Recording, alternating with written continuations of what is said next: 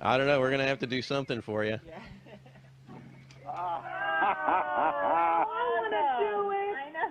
Oh, yeah, I can do that. Watch this. I know. Oh, yeah, I can do that. I know. Oh, yeah, I can do that. I know. Oh, yeah, I can do that. Watch this. Can everybody float around for us? That was really cool, Chris.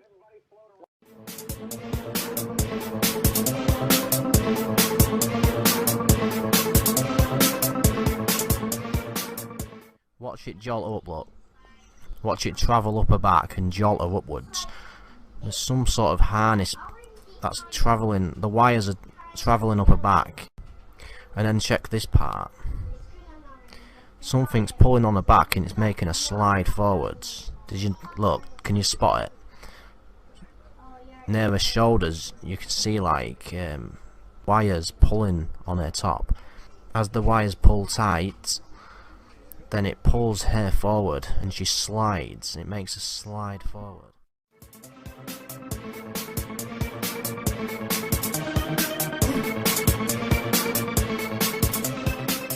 Beautiful and remarkable things to see when you look out the cupola.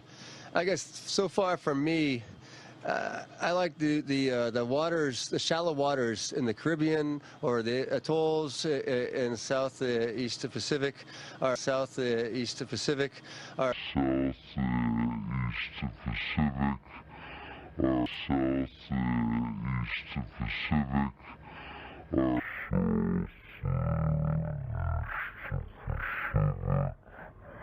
I'm going to show you in this video how NASA fakes zero-G without a vomit comet or a zero-G plane. And when I saw this video, I realized it became instantly clear how they do it. And it's just video game technology. Now, if you're part of the Geek Squad or the techie crowd, well, then you already know about this technology. And so let's get to the video that caught my attention, and you will see the same things that I saw. Let's watch. We have to introduce the concept of free fall. So let's use this model of the Earth. And let's enlist the help of a friend, Patsy. You might know her.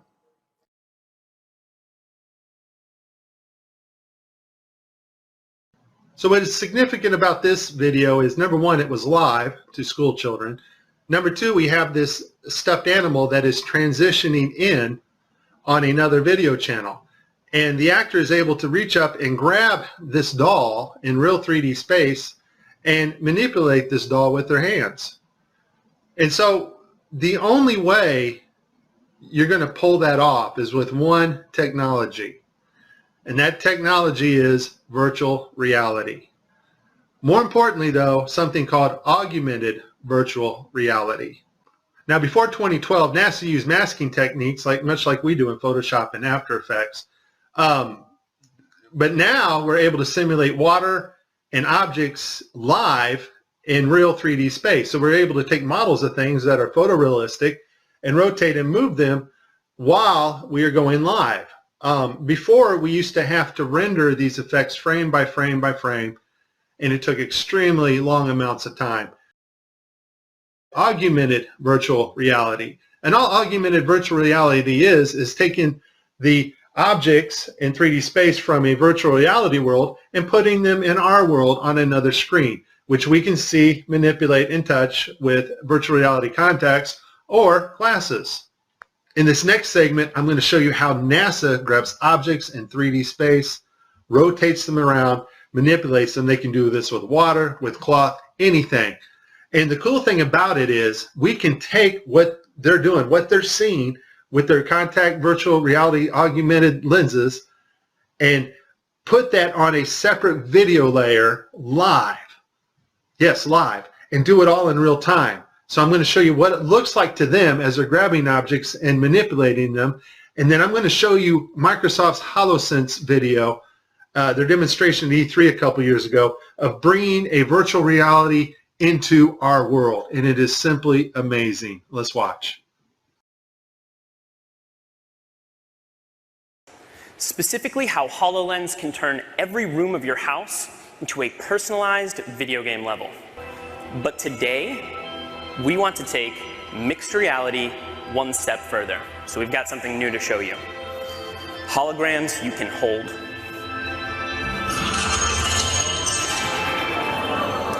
This holographic gauntlet is the weapon that Dan will be using while playing Project X-Ray. You'll notice that as he moves his arm, the hologram moves as well. This is a wearable hologram. And when you combine technology like this with the environment understanding of HoloLens, you can do some pretty spectacular things.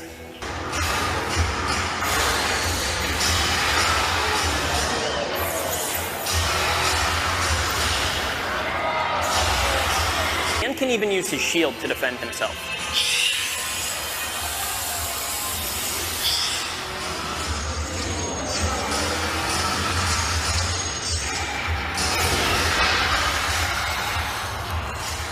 Nicely done. Looks like that's all of them.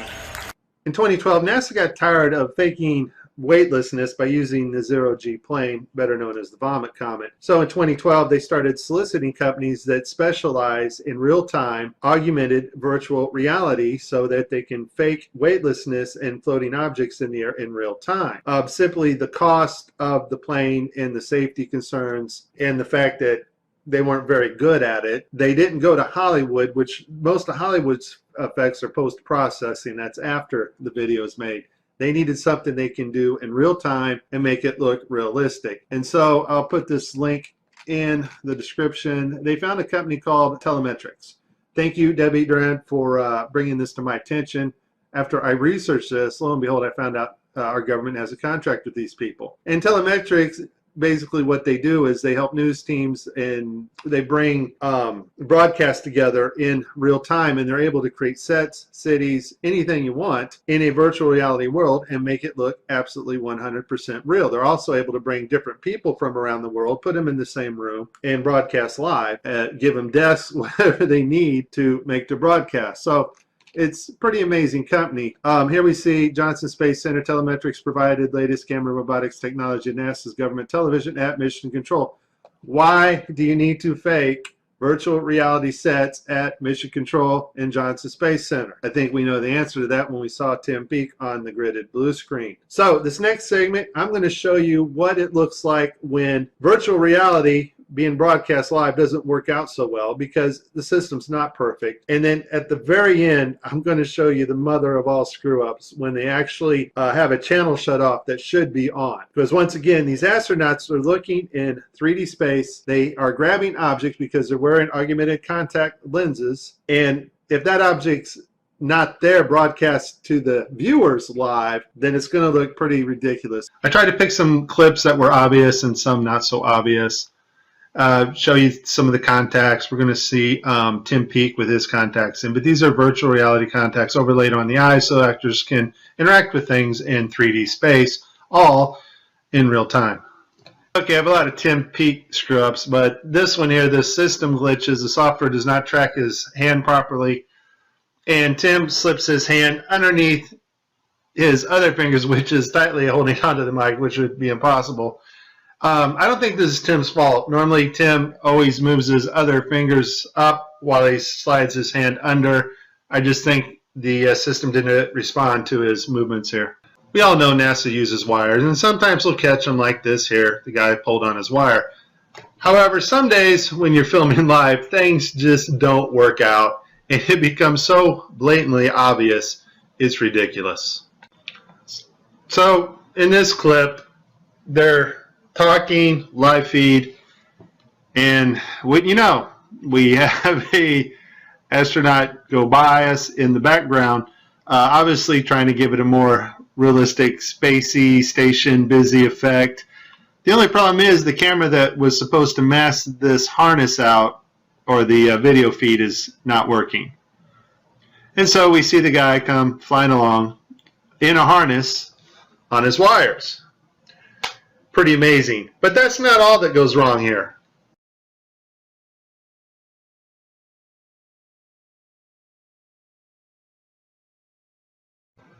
Okay, so you see to the right, this guy's flipping this hat. This hat's actually on another video channel in 3D space. It's virtual reality. They're wearing augmented contact lenses so that they can interact with these 3D objects. Now, in this scene, the guy on the left in the green shirt, he thinks he sees an object in 3D space that's being broadcast to him. So he grabs it and he puts it off to the side.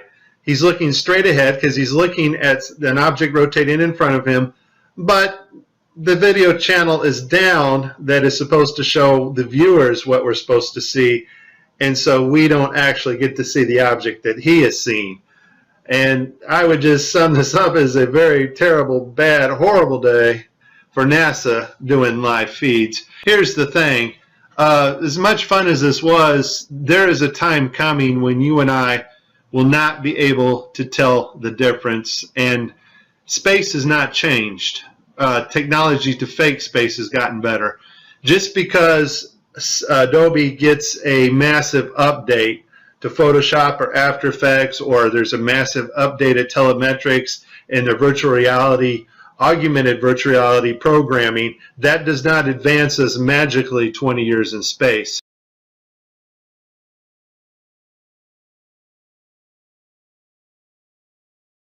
It's way better than I imagined. It is actually really hard to describe. I mean, just the whole ride into space on the Soyuz rocket, what a phenomenal machine, so powerful, such a smooth launch, and then arrival on board the International Space Station and adapting to this weightless environment and being able to go to the cupola and look at that amazing view of planet Earth. It's way beyond my expectations. I definitely haven't mastered it. I'll give you a trial and I'll show you just how bad it is.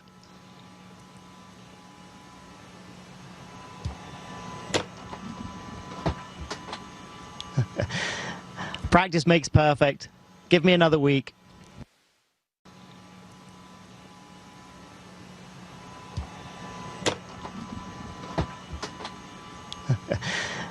Practice makes perfect. Give me another week.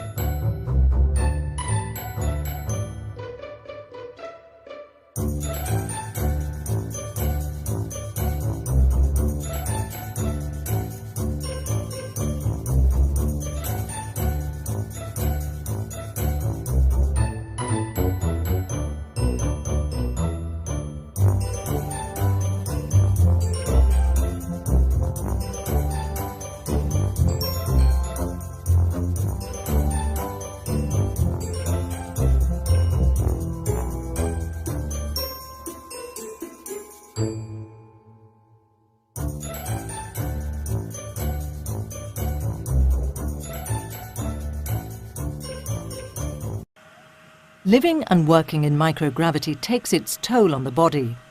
During his time in orbit, Paolo's spine has grown longer and his bones and muscles have weakened. Paolo's spine has grown longer and his bones and muscles have weakened.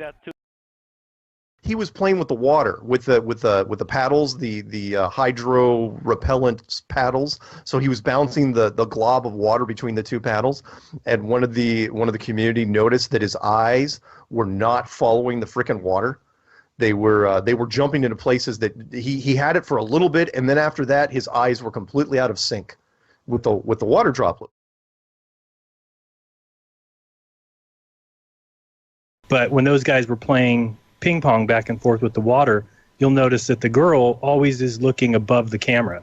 And the reason why is because they're looking at the CGI feed. You know, they need to see where the item is that they're playing ping pong with, because it's not right in front of them. So once I saw Helmick's video, I really, it opened my eyes even more to, okay, because every time I've watched those astronauts, they appear to be watching a monitor above the camera, which, okay, I could see doing that. But on the other hand, if you're just up in space giving an interview or playing ping pong or whatever you're doing, then you would have no reason to look at a monitor.